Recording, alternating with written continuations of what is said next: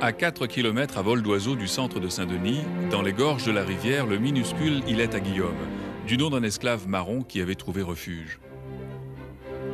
L'Îlet a sa part dans l'histoire de la Réunion. De 1867 à 1879, il y avait ici un centre pénitentiaire pour jeunes délinquants dirigé par les pères du Saint-Esprit.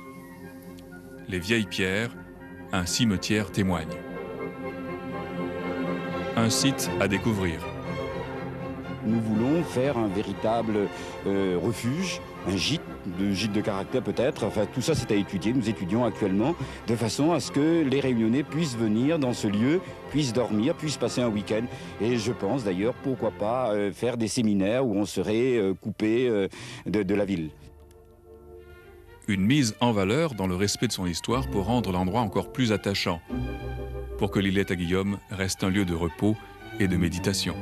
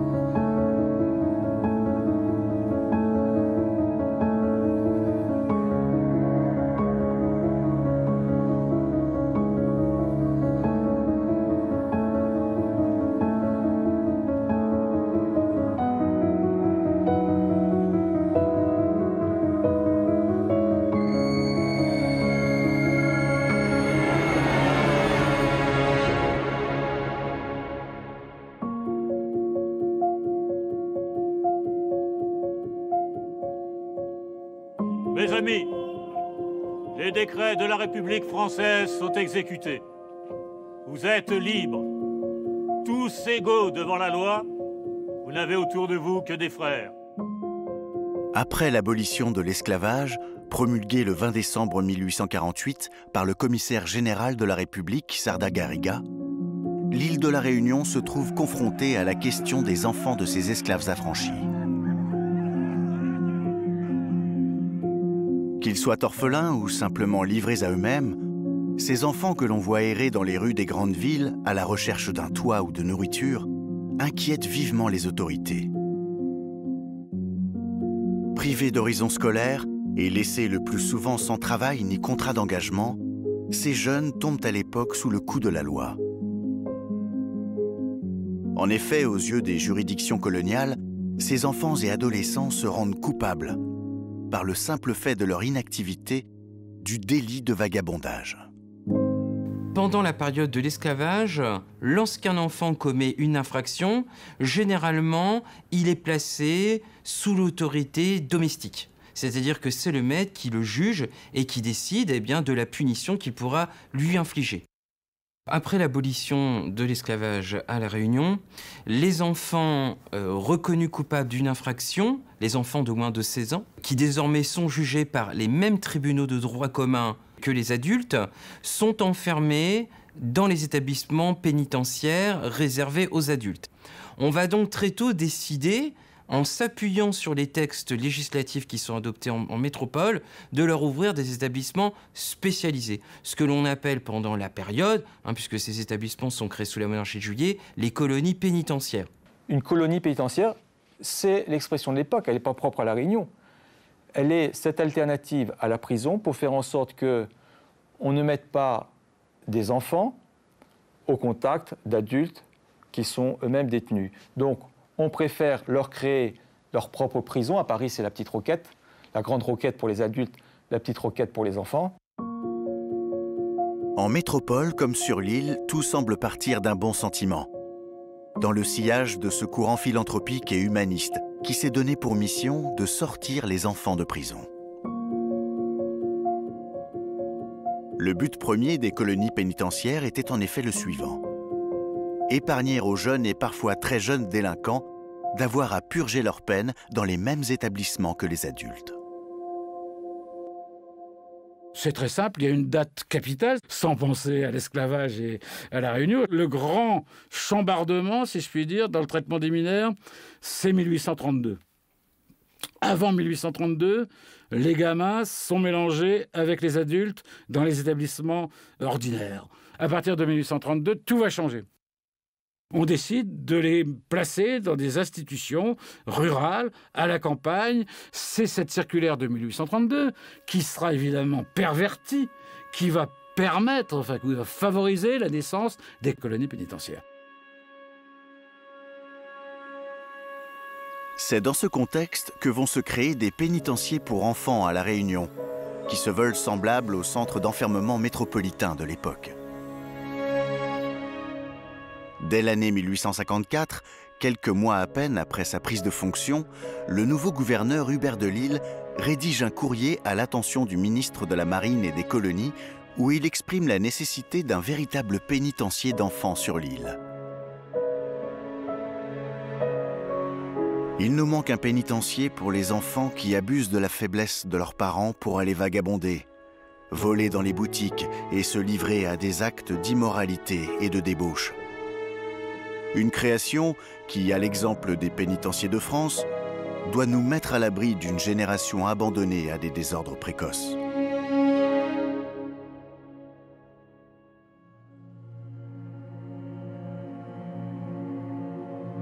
Sur un plan historique, l'implantation des religieux sur l'île de la Réunion ne fut pas aussi linéaire et naturelle que l'on pourrait le penser. On peut dire toutefois que les premiers habitants de la colonie étaient chrétiens. Dès le début du peuplement de l'île, en 1665, les premiers colons le démontrèrent en érigeant une chapelle près de l'étang de Saint-Paul. En 1850, près de 2 siècles plus tard, malgré les difficultés d'installation, le clergé réunionnais constitue bel et bien un ordre puissant dans cette petite société insulaire. En son sein, la congrégation des Pères et Frères du Saint-Esprit, qui a fusionné avec celle du Saint-Cœur de Marie en 1848, représente l'ordre religieux incontournable et le plus influent.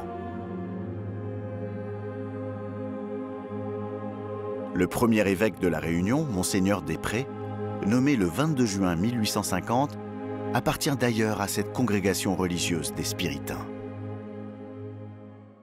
Ce sont des missionnaires.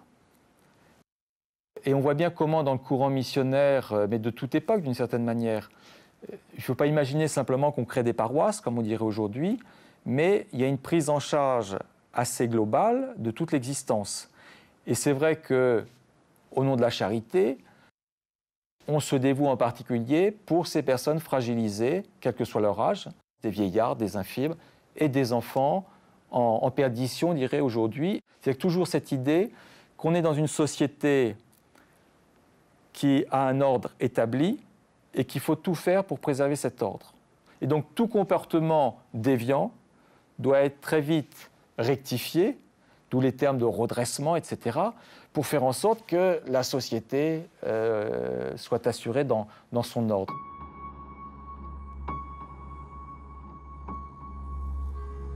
Henri Hubert de Lille, le gouverneur de La Réunion, va joindre les actes à la parole.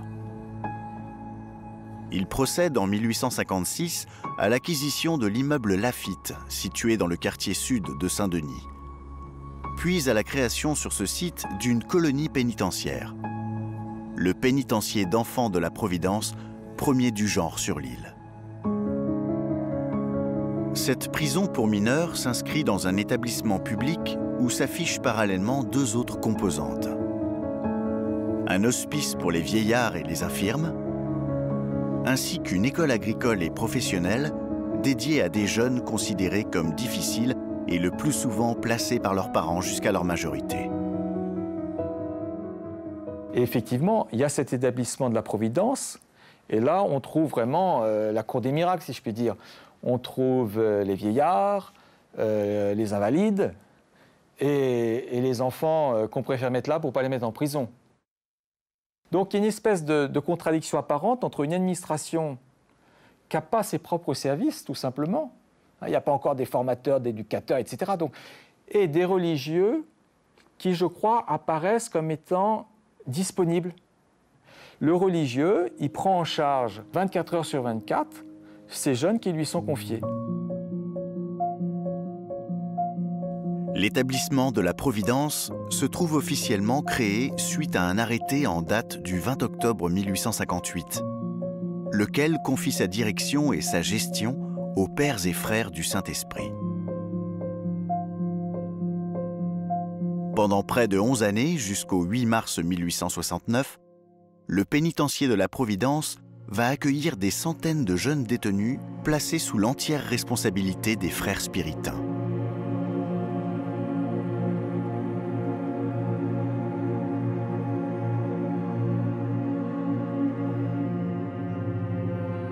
L'établissement de la Providence va devenir très rapidement insuffisant pour accueillir ces enfants. Mais d'autre part, les moines de la congrégation du Saint-Esprit vont vouloir élargir, on va dire, l'activité de ces enfants à des activités plus agricoles. La congrégation du Saint-Esprit a de grands projets sur La Réunion. Ces enfants qui sont installés dans le centre-ville de Saint-Denis sont beaucoup trop contrôlés par les autorités judiciaires et policières. Et donc, la congrégation du Saint-Esprit veut installer une maison de correction, veulent s'éloigner du centre-ville de Saint-Denis pour trouver une marge d'autonomie plus grande dans l'utilisation de la main-d'œuvre. Une autre raison souvent invoquée concernant ce transfert anticipé vers l'Îlette à Guillaume tend à faire référence au contexte sanitaire très particulier de cette année 1864. De mémoire, il y a une épidémie de typhus, je crois, en 1864, et on se dit qu'il faut écarter quand même les enfants, et on va aller créer à l'Îlette à Guillaume une colonie pénitentiaire, et c'est comme ça qu'en 1864 commence l'épisode Îlette à Guillaume. Le site de l'Îlette à Guillaume abrite de nos jours les vestiges d'une colonie pénitentiaire pour enfants qui aura fonctionné de 1864 à 1879. Le lieu se présente comme un véritable nid d'aigle, difficile d'accès et isolé sur un étroit plateau qui surplombe des falaises à pic, rendant les évasions quasi impossibles. Officiellement ouvert en 1869, le pénitencier de l'Îlette à Guillaume a dans les faits et en toute illégalité accueilli ses premiers détenus en 1864, soit 5 ans plus tôt. Une vingtaine d'enfants, dès le mois de novembre 1864, ont été mis au travail sur les lieux auprès de quelques charpentiers et maçons. Pourtant, le chantier qu'ils affrontent est titanesque.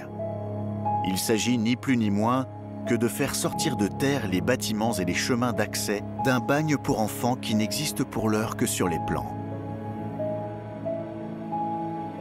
Dans l'histoire des colonies pénitentiaires, très peu d'exemples existent sans nul doute d'enfants détenus ayant eu à construire eux-mêmes leur propre prison. C'est là une des particularités du pénitencier de l'Îlette-à-Guillaume.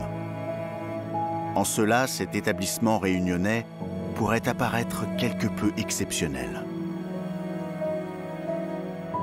Mais cela fut surtout synonyme de souffrance.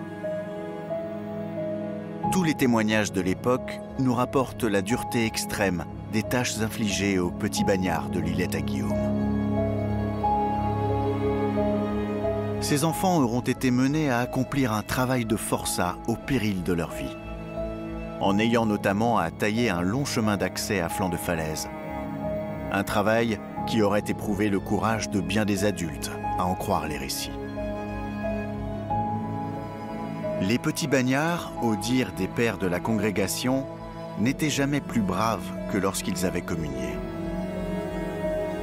Ces travaux du chemin d'accès coûtèrent néanmoins la vie à plusieurs de ces enfants.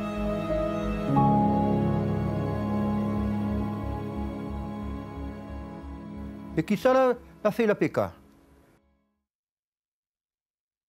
Qui ça l'a créé ça? Ce camp disciplinaire là, qui l'a créé ça? Hein? Ah mais t'es bien, hein? Comme il parle de la PK là, aujourd'hui, si tu écoutes à moi, les enfants qui ont fait la PK là, ça devrait, j'ai la bonne mémoire là, mais ça devrait un souvenir là-haut. Ça ne effacera jamais ça, la PK. Tous les enfants qui passent par là connaissent que veut dire la discipline.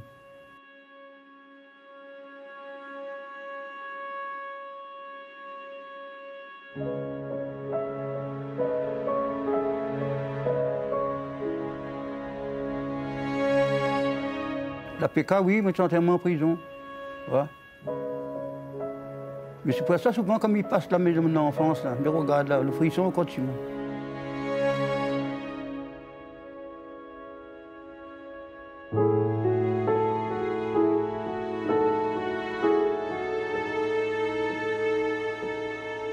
Lorsqu'on pénètre dans le foyer de la PK au 27e kilomètre de la plaine des Cafres, on sent qu'il y a un malaise.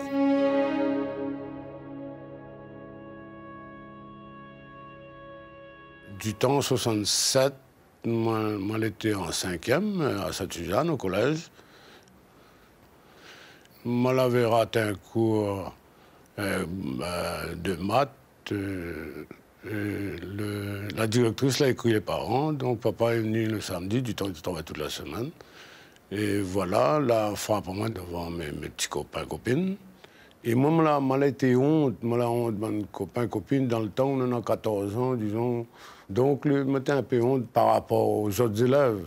Ben, moi, je suis parti à l'école, le lundi, je suis parti. Il avait un cousin, il a écrit, je connais plus c'était l'assistance sociale, ou ça, il avait écrit au juge, je ne sais pas où. En août 67, ben, une petite madame, c'est l'assistance sociale, elle me dit pour moi avec un Fiat 600, là, maintenant, là-haut. Et donc, ben voilà. Et tes premières fois, moi, t'es arrivé plein de coffres, dans le temps.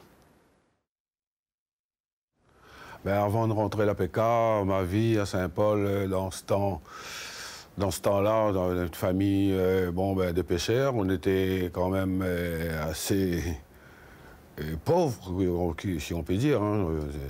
On n'était pas riches. Et puis, on était une famille nombreuse.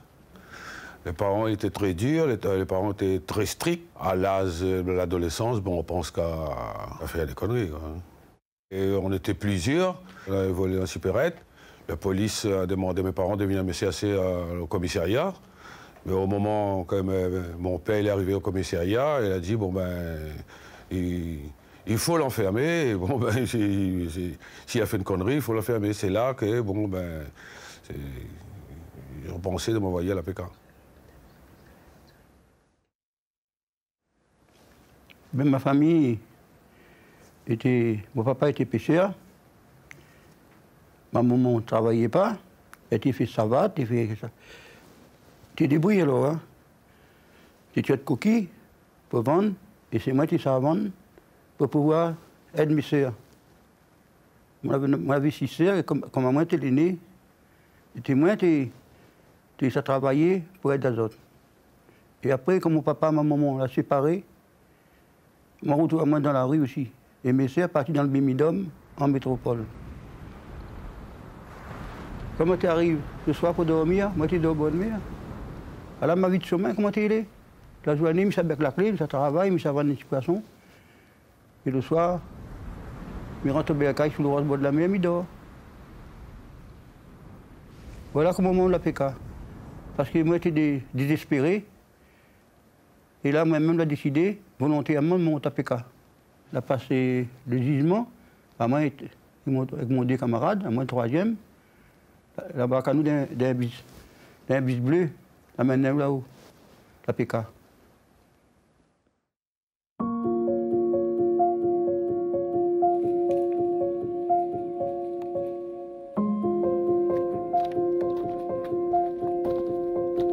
Que peut-on dire des jeunes détenus au pénitencier de l'Îlette-à-Guillaume? Par le plus grand des miracles, les visages de ces petits bagnards réunionnais ont pu traverser le temps, plus de 150 années, et parvenir jusqu'à nous.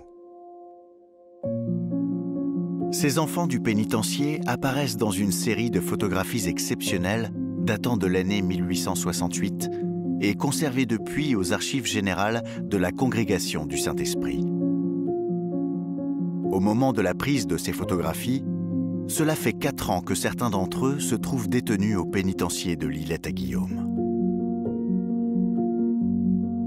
Dès 1864, et sans attendre l'autorisation de l'administration locale, ces enfants et adolescents ont été transférés de l'établissement de la Providence à l'Îlette-à-Guillaume pour y construire le chemin d'accès, la chapelle et le premier bâtiment d'hébergement.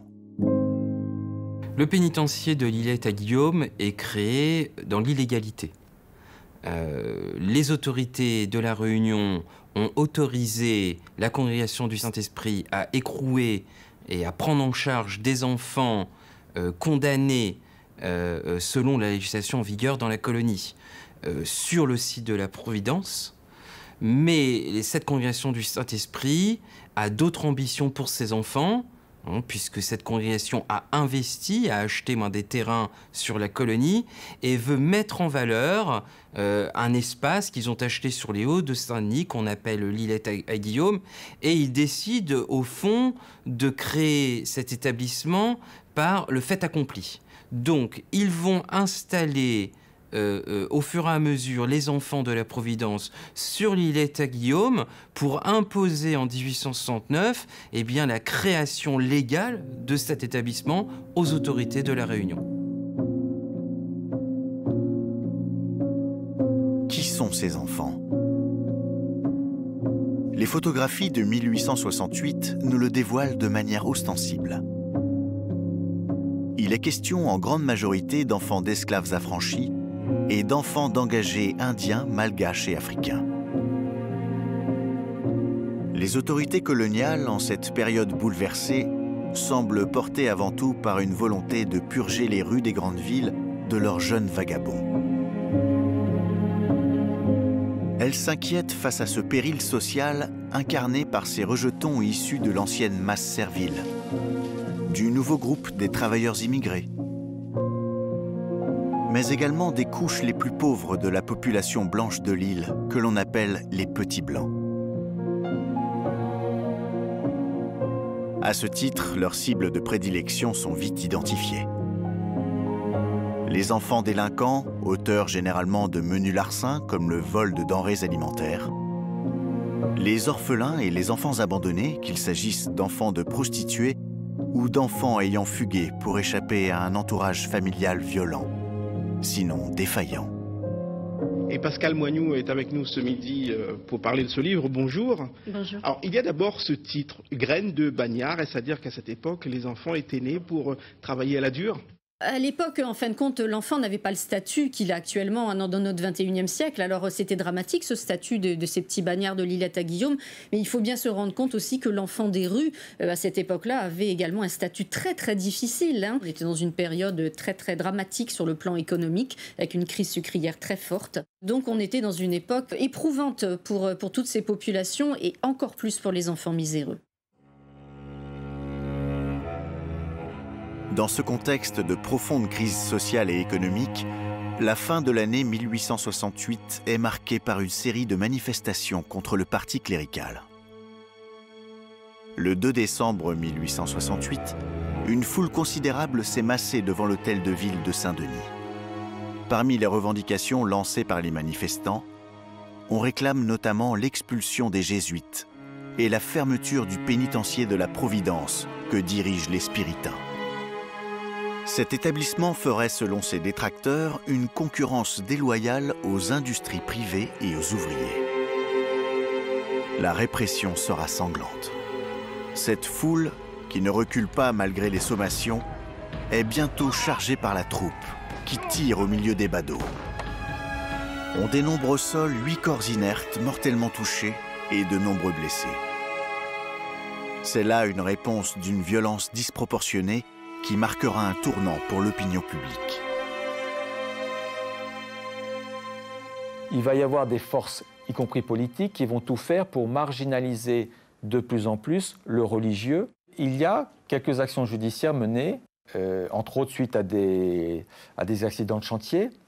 Comment estimer, un siècle après, ce qui s'est passé et comment, j'ai envie de dire, se garder de porter un jugement? C'est toujours facile de dire ils ont mal fait, ah mais ils ne savaient pas que pour élever un gamin, il fallait faire... Hein? On n'est pas au développement des sciences de l'éducation qui va attendre quand même la seconde moitié du XXe siècle. On est bien deuxième moitié du XIXe siècle. Alors rétrospectivement, on se dit quand même, on a exposé, je préfère dire ça comme ça, on a exposé ces enfants à des situations dangereuses. On leur a fait faire des chantiers où certains ont risqué leur vie et certains sont morts. Il ne serait pas juste de projeter sur ces situations une intention malveillante ou de faire de mal ou de punir. C'est les conditions de l'époque.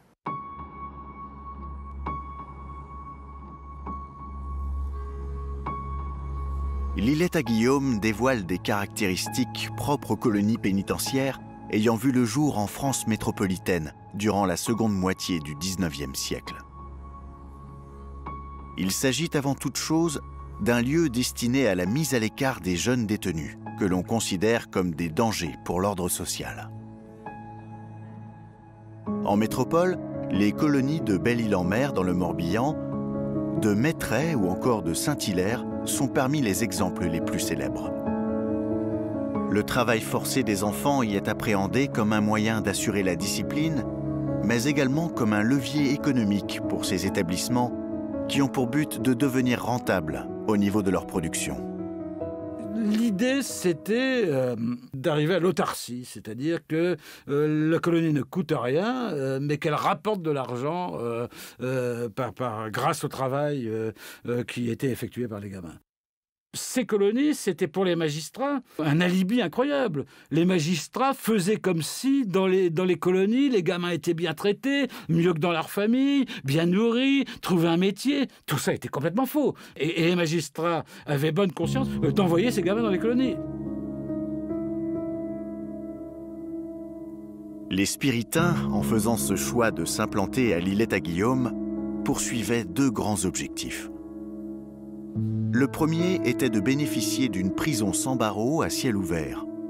Cet endroit était difficile d'accès et bordé de falaises escarpées qui interdisaient toute évasion et permettaient pour la congrégation une économie certaine en termes de personnel. Le second objectif était de valoriser, de faire prospérer cette propriété foncière que constituait pour eux Lilletta Guillaume. La congrégation en avait fait l'acquisition avec l'ambition de développer sur cet espace des travaux d'agriculture et d'élevage, en s'appuyant sur la main-d'œuvre offerte par les enfants du pénitencier. Lilletta Guillaume, au regard de ses espérances, devait constituer à terme un modèle de colonie pénitentiaire, conférant aux mineurs détenus un lieu de retraite et de rédemption par le travail et la prière, loin de la corruption du monde extérieur. Le choix de Lilletta Guillaume s'inscrit dans l'idéologie pénale et pénitentiaire de l'époque. On considère que pour amender les enfants, essayer de les réintégrer dans la société, puisque c'est les termes qu'on emploie à l'époque, eh bien il faut les séparer et les isoler, surtout des adultes ayant commis des infractions. La nuance réside dans le fait que le pénitencier de l'Îlette à Guillaume, son isolement, sa gestion spécifique, fait que très rapidement, cette maison de correction va se transformer en maison de travaux forcés.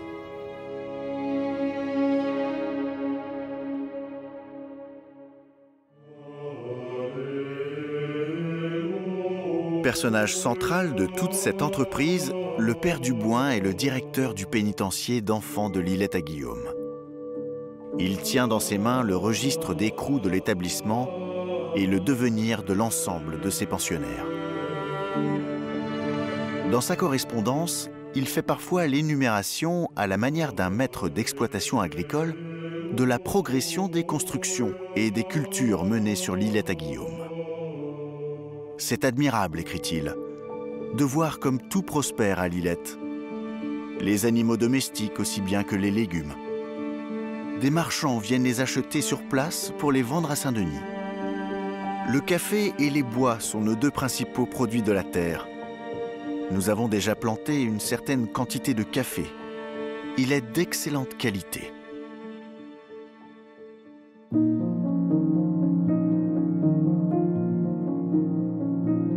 En 1872, un journaliste de passage dépeint à ses lecteurs ce qu'est devenu l'Îlette à Guillaume sur un plan architectural. Il décrit ainsi un bâtiment principal qui contient la chapelle, les classes et le dortoir. À droite de celui-ci, une autre construction presque aussi grande. Juste à côté, il y a une basse-cour, des constructions de toutes sortes comme une étable, une porcherie. Un peu plus loin, il décrit des terrasses immenses, dédiées au jardinage, ainsi qu'une grande conduite d'eau et une scierie. Ce chroniqueur ajoute que toute la montagne alentour est cultivée, couverte de grands arbres et plantée en café. Vacantes au milieu de tout ça, des escouades d'enfants se trouvent au travail, sous la conduite d'un frère, chef de famille. Pour ces enfants, la part la plus importante de la journée est réservée aux travaux forcés. Donc les enfants sont d'abord assujettis à des travaux extrêmement pénibles, des travaux agricoles, et ont quand même dans la journée entre une demi-heure et une heure de cours. Les conditions de détention de ces enfants sont extrêmement dures, surtout pour des enfants qui parfois ont entre 6 et 10 ans.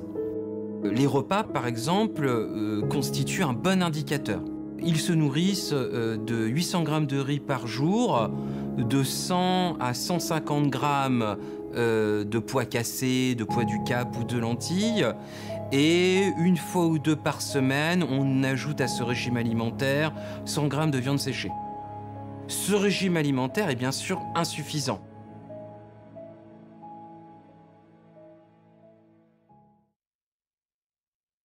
« 394. Mon nom était marqué 394. Ah, au début, c'était 74, après, on a mis 394 par les nombres des enfants qui arrivent.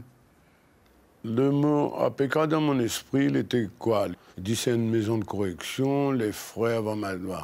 Ouais, mais la famille ou les camarades me disent va adresser où là-haut, où ça puis l'école, mais là-bas va adresser où. C'est une maison de correction. En arrivant, donc, moi, je m'étais appris un peu. Il dit que ça a fait avec moi. Ah ben, quand on arrive l'APK, le sentiment, l'état d'esprit, ben ça y est, on est séparés tout de suite, bon ben ça y est, on s'appuie à votre famille. Le premier sentiment, c'est bon ben, on est séparés de votre famille, on s'appuie à personne, et là maintenant, il passe dans nos têtes que ça fait avec vous. Il avait des bons moniteurs. Il avait un ancien APK qui s'appelle Métro, et puis Henri Jean, certainement, s'il est encore là, je ne connais pas, mais lui, était un ancien. C'était un bon moniteur. Et puis, tu avais des moniteurs qui ne t'expliquaient rien et puis ils te tabassaient pour rien. Si tu as fait une connerie, ils te tabassaient. Vous avez vu le Casso? Le souterrain. Bien appelé encore dans ce temps-là, un dénommé Daniel Pastois. Ah, il a gagné, lui. La chaîne dans le pied. Là, quand il donne manger, là. Il donne comme ça, et puis il avait le lit, là. Le lit en béton.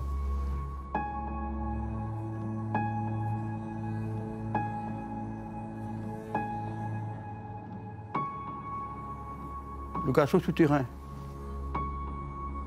Les prisonniers là-haut, là, les mauvaises têtes, soi-disant, qui disent, sortis sa femme de bois. On jette un azot, les autres demander. Hein? Et après, après-midi, tu apprends azot, un azot.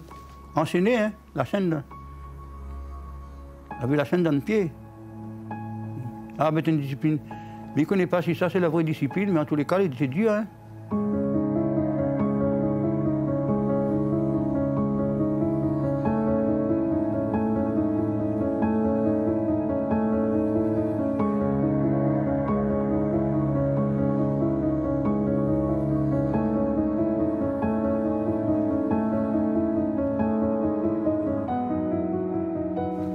Pastois, il était un mamaille, il était sauve. Et puis il avait un peu de mauvaise tête. Il n'était pas trop de sa tête, pas trop bien de sa tête aussi. Mais il était du côté costaud, le Pastois. Mais je te rappelle, il mettait le Casso. Mais le Casso, vraiment, c'était la bagne, comme en prison, le Casso de prison. Hein. Tu rentrais là, quand on te mettait là-dedans, c'était de l'eau et du pain sec, hein. C'était l'enfer. Hein. Et puis quand tu sortais, si tu as fait 8 jours là-dedans, tu as perdu au moins 4-5 kilos quand tu sors. Hein. Il y en a qui abusaient, ils faisaient de rapports sexuels avec des jeunes, quand même. Ça, c'était le cas idéal pour aller au Casso. C'était le cas idéal pour aller au Casso. Quelqu'un, par exemple, disons, comme peut-être, je peux dire à vous, pour un viol, je vais bien.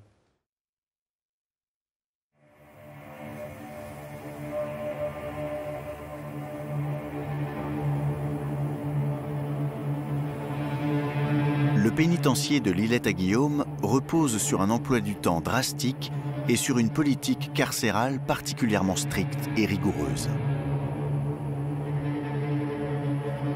Celle-ci ne s'appuie pourtant sur aucun texte réglementaire. La circulaire de Fourcade du 10 avril 1869, qui réglemente scrupuleusement l'organisation des colonies pénitentiaires métropolitaines en termes de discipline, d'hygiène ou d'enseignement, n'est tout simplement pas appliquée à La Réunion. C'est donc la coutume qui va construire la pratique carcérale, puisqu'on a bien affaire à une prison. Une prison certes ouverte, mais une prison. De fait, les membres de la Convention du Saint-Esprit vont user et abuser du fouet, du bâton, de l'enfermement dans une cellule qui fait office de cachot. Et bien évidemment, des accidents vont avoir lieu. Alors, des blessures extrêmement graves parfois, ça va être des membres fracturés pour certains enfants, et le cas échéant même des décès. Alors, ce sera le cas, en tout cas pour un enfant au moins, donc Agénor Waro, un petit enfant de 13 ans, et cela va entraîner d'ailleurs une des premières grandes campagnes de presse dans la colonie contre le pénitencier. Je suis toujours frappé pour avoir été aumônier de prison. Tout le vocabulaire carcéral est issu du monde monastique. La cellule, le parloir, le cachot, etc. C'est-à-dire, on est bien dans cette idée qui a perduré jusqu'à la moitié du XXe siècle, qui était encore plus forte au XIXe siècle, où le seul moyen de sauver quelqu'un, c'est de le redresser. Et on y met les moyens, y compris la brutalité. Mais brutalité qui n'est pas perçue comme telle à l'époque. Donc, il y a une espèce de rédemption par la souffrance imposée qui va devenir de plus en plus aberrante aux yeux du développement des sciences humaines, des sciences sociales, en particulier de la psychologie, de la pédagogie.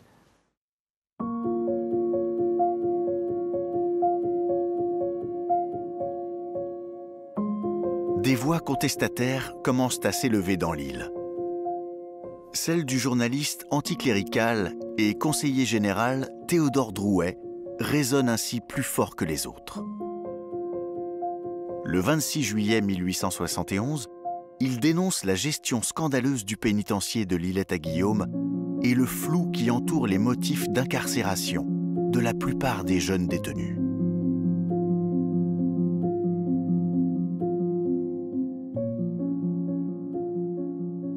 Pour La Réunion, on trouve surtout des enfants qui sont jugés et condamnés au titre d'une réglementation locale liée au vagabondage. Donc c'est une réglementation, encore une fois, qui est locale, qui n'est pas adoptée par la métropole et qui permet à l'autorité judiciaire, et en particulier aux tribunaux de police, c'est-à-dire à un magistrat, de considérer que lorsqu'un enfant n'a pas d'activité, il a possibilité de le condamner et de le faire incarcérer pendant plusieurs mois dans le pénitencier de l'Îlette-à-Guillaume. Le sort de ces jeunes détenus réunionnais était-il très différent de celui des mineurs emprisonnés dans les colonies pénitentiaires de métropole? Rien n'est moins sûr en vérité. Même si l'extrême dénuement et la dureté des conditions de vie imposées aux enfants de l'Îlette-à-Guillaume tentent évidemment à frapper tous les esprits. Pour les mineurs, ça n'a jamais été la gravité de l'infraction. S'agit-il de crimes qui a déterminé la dureté du traitement? C'était la conduite à l'intérieur de l'institution. Si le gamin était rebelle, s'il ne se pliait pas au règlement, s'il ne jouait pas le jeu de la pénitentiaire, il était traité durement. Le couronnement, c'était le mitard, le fameux mitard, et il faut voir de quoi le mitard était fait, c'est-à-dire pain sec, eau, la pierre, tout en pierre, etc., etc., pas de chauffage, pas de lumière, souvent que l'obscurité totale, et les gamins pouvaient rester jusque 45 jours, multipliés par 2 en cas d'infraction répétée, 90 jours. Bon. Et ils mouraient, peut-être pas tout de suite, mais ils y mouraient. De la prison de la Petite Roquette à Paris, à la colonie pénitentiaire de Saint-Hilaire ou de Belle-Île-en-Mer, les récits et témoignages racontant la souffrance vécue par certains de leurs jeunes pensionnaires se révèlent édifiants.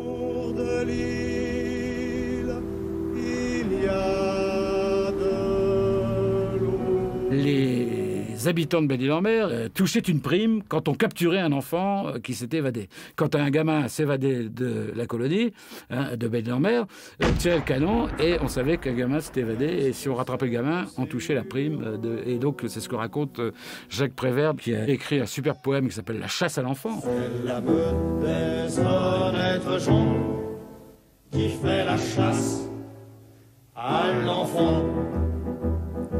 Il avait dit, j'en ai assez de la maison de redressement. Et les gardiens à coups de clé lui avaient brisé les dents. Et puis il l'avait laissé étendu sur le sol. Alors c'est une histoire qui s'est passée à Belle-Île-en-Mer. Un gamin avait eu l'audace de manger son fromage avant sa soupe. À la suite de ça, il a été, ce gamin, je dirais pas massacré, mais tabassé avec les trousseaux de clés. Dans les établissements pénitentiaires, il y avait d'énormes trousseaux de clés, et celui qui avait le plus gros trousseau, les plus grosses clés, c'était lui qui avait le plus de pouvoir. C'était l'insigne, ces clés du pouvoir. Et les trousseaux de clés ont servi aussi, pas seulement à ouvrir les portes, mais à ouvrir les crânes. Et donc, ce gamin a été frappé à coups de trousseau de clés. Et il y a eu une mutinerie. Il y a eu une mutinerie, les gamins se sont révoltés, il y a eu des morts, il y a eu des gamins qui se sont échappés et qui ont été récupérés. Et donc, à la suite de ça, on a décidé de fermer les colonies d'enfants à la veille de la Seconde Guerre mondiale.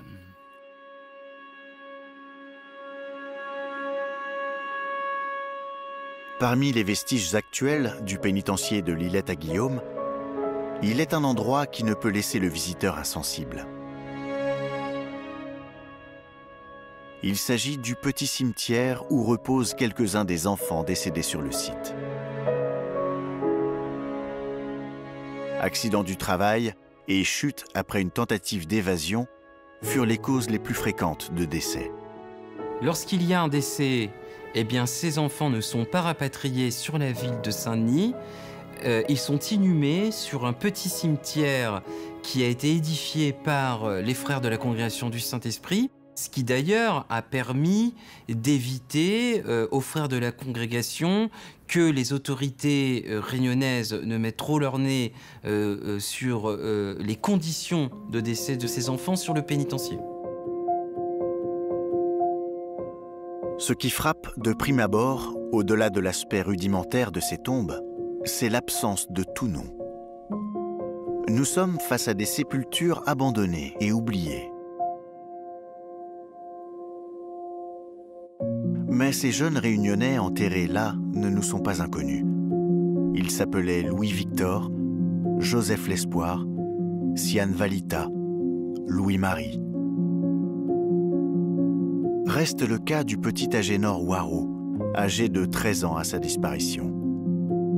Cet enfant fut battu à mort pour avoir volé quelques mangues. Ce meurtre fut suivi du retentissant procès de l'un des missionnaires de la congrégation, lequel sera finalement acquitté par la cour d'assises de Saint-Denis.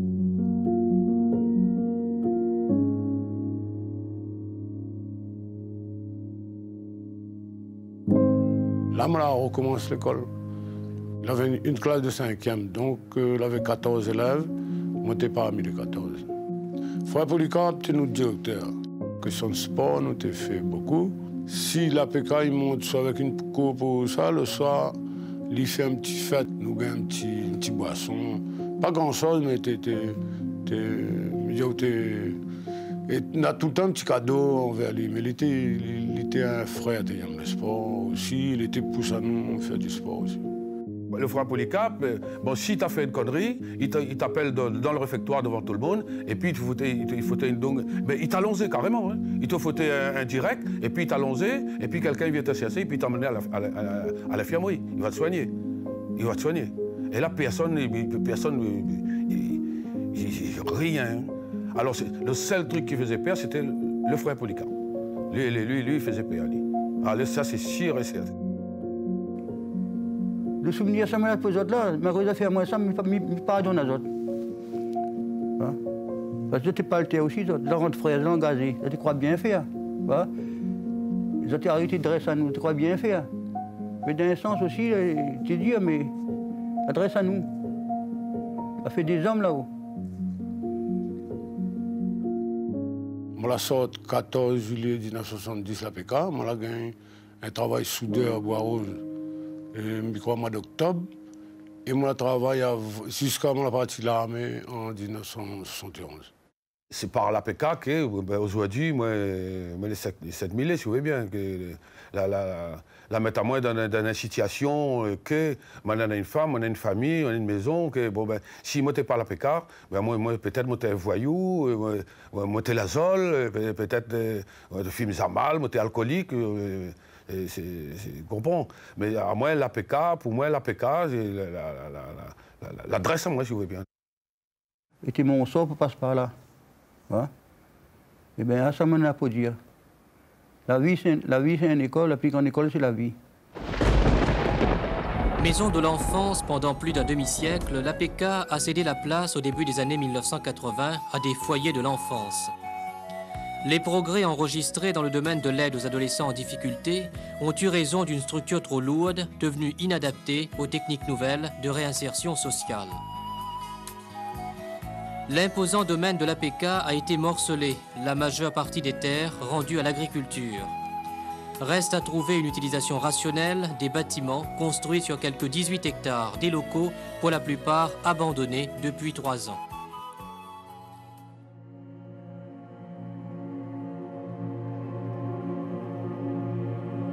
La fermeture du pénitencier de l'Îlette-à-Guillaume apparaît très vite comme inéluctable. En métropole comme dans l'île, le vent semble avoir tourné. Les missionnaires se voient retirer une à une leurs prérogatives par les représentants de la République laïque. Le 10 octobre 1879, tout juste débarqué à La Réunion, le nouveau gouverneur Pierre-Étienne Cugnier décide de la fermeture du pénitencier de l'Îlette-à-Guillaume, après une décennie d'existence à peine. Il licencie les frères du Saint-Esprit et transfère les jeunes détenus dans leurs anciens bâtiments de l'établissement de la Providence.